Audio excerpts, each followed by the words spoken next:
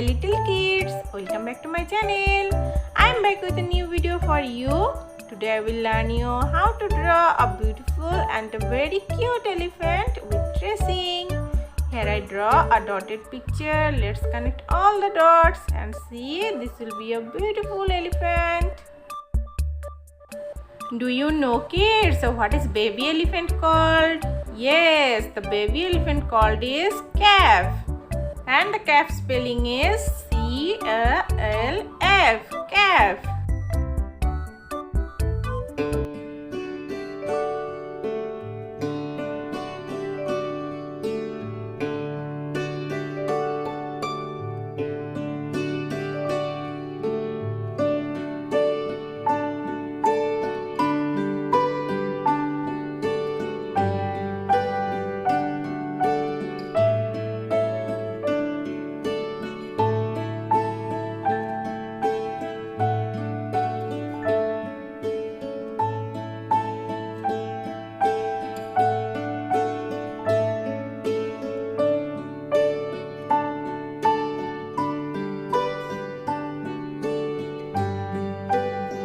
I complete to draw the picture. Now let's start to color it. Here I am using very cute sketch pen color.